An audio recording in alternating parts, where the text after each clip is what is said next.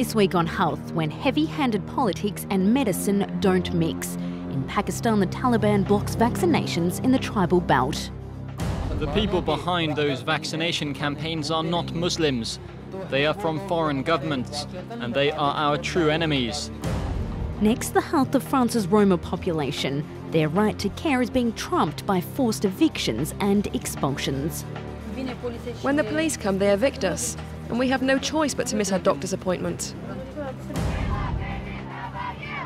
And in the United States, pro-life groups hold sway in Texas abortion laws. The idea is to make the woman feel guilty or ashamed. At any given time, the French city of Nantes is home to as many as 1,000 Roma, or otherwise known as gypsies. They live in sites like this, with poor hygiene, few sanitation facilities and limited access to water. In theory, these fellow EU citizens have the right to healthcare here in France, but in reality, forced evictions and expulsions make access to care an obstacle course that few can manage to navigate.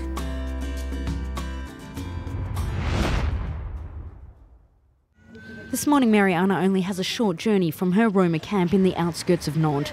Her little boy is sick, but she's not going to the doctor. The doctor has come to her.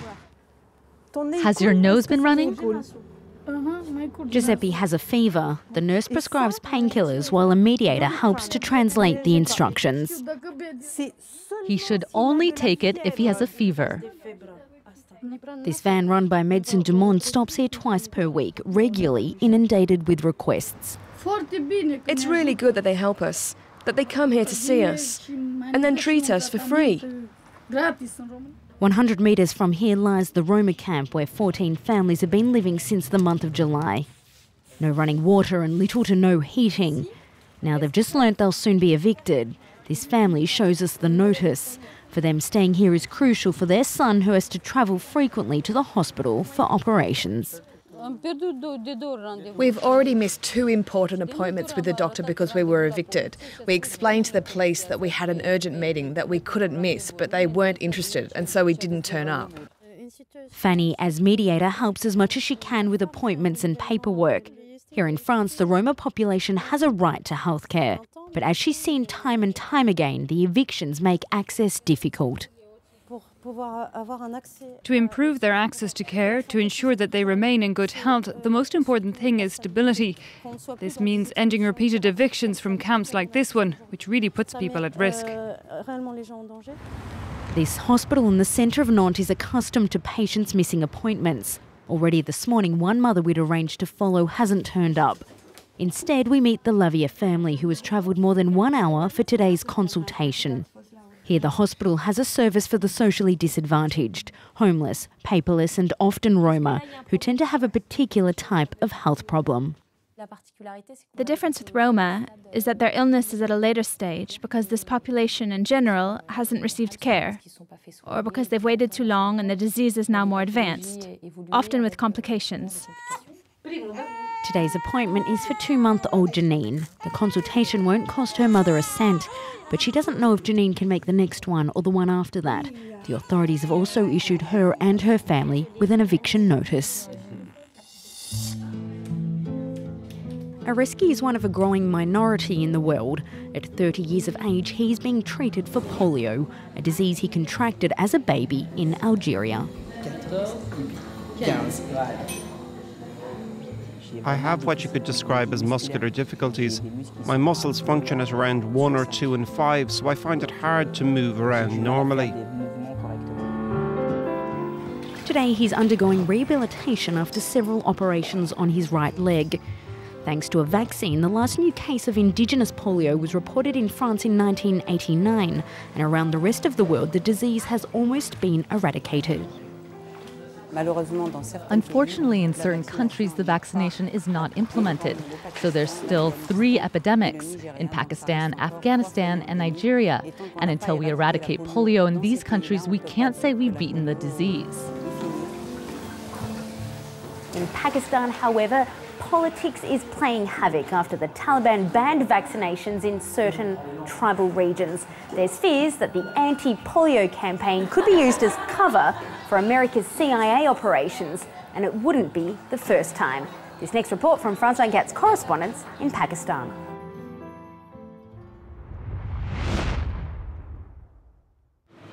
The main bus station of Islamabad, one of the transit points between the capital city and the rest of the country. Karine and Mohammed have chosen the strategic crossroad to vaccinate children. This child must be vaccinated. He's under 5. These parents, coming from a remote province, will be the only ones this afternoon accepting to have their baby immunized against polio. Most Pakistanis are suspicious of these drops of serum.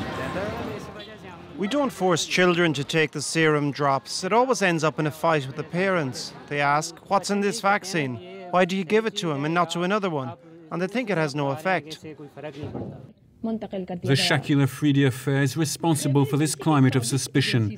At the beginning of 2011, the Pakistani doctor had been asked by the CIA to organize a false vaccination campaign in order to collect bin Laden's DNA. The Taliban had forbidden vaccination in the tribal zones and threatened to kill the medical teams. In order to restore the confidence of the population, the government called on Benazir Bhutto's daughter. The young anti-polio ambassador was the first child in Pakistan to be vaccinated in the 70s. They're trying to convince people that the Americans have done this purely to attack Pakistani children, and it causes all sorts of other diseases. And they're creating this fear amongst the people, and the people are scared naturally. And if they do accept these polio vaccines, what's to stop the militants from attacking them and killing them? So, in the streets of the capital, the 2 health inspectors step up their efforts to convince those who are reluctant. But even here, many doors remain closed. In this town, polio, absent for years, has reappeared. Many inhabitants refuse the vaccine provided by the UN. Giving wrong medicine, it's a shame. Those children will be handicapped for life. The 2 inspectors insist on introducing us to a school headmaster who won't have his own children vaccinated. He is an influential mullah of a neighborhood. He refuses to face the camera for religious reasons, and he justifies his beliefs in a way the medical teams have heard often enough. The people behind those vaccination campaigns are not Muslims. They are from foreign governments, and they are our true enemies. The proof is that the doctor who invented the vaccine is a Jew. Those beliefs are rampant among the population. There were 42 new cases of polio this year in Pakistan, a vast majority in the tribal zones where 400,000 children have not yet been vaccinated. Each year, 1,000 women come to this clinic in Paris to end their pregnancy. Half of them choose a medical procedure, the other half take an abortion pill.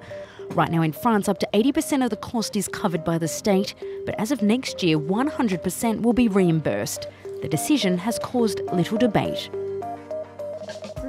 Today in France, no one really dares say that they're against abortion. It's a reality. In the United States, President Barack Obama has been pushing for a similar policy, but unlike France, the issue is proving a political tug of war. Among his staunchest critics are pro-life campaigners in the state of Texas, home to some of the toughest abortion laws in the world. Their doctors are forced to show or describe ultrasound images to pregnant women in what is essentially a bid to change their mind.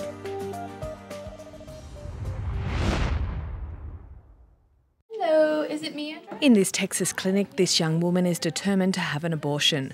Her doctor isn't the one getting in the way, but a new law passed in the state. Doctors must now show or describe an ultrasound of the fetus to the pregnant woman. There, bottom, there's a heartbeat there, you can see the pulsing there. If the woman still wants to go through with the procedure, the doctor is then obliged to read a long text aimed to finally deter her.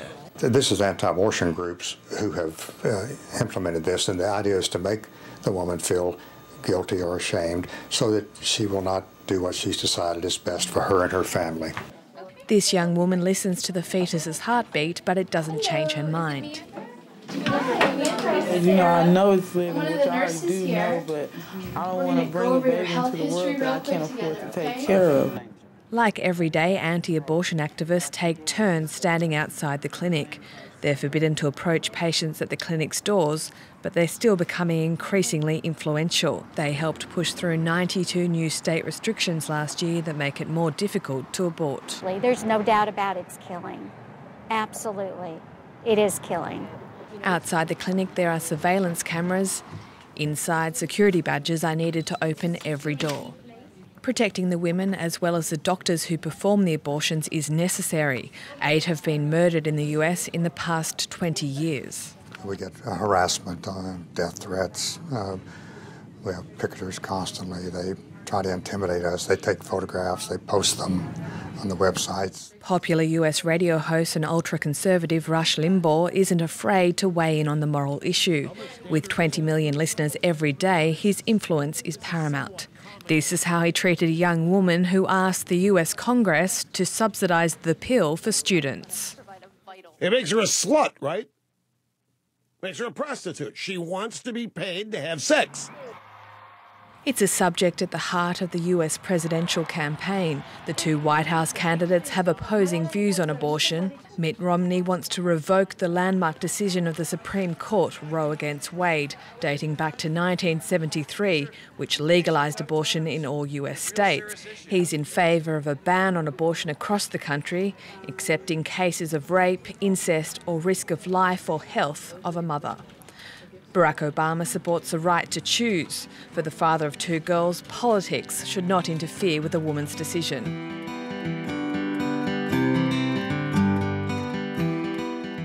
All governments have a responsibility for the health of their peoples. That's according to the World Health Organization. But as we've just seen, politics by its very nature can interfere negatively with health outcomes, and it's not always clear when or where to draw the line. That brings us to the end of this week's show. Thanks for joining us here on France 24. We look forward to seeing you, as always, next time.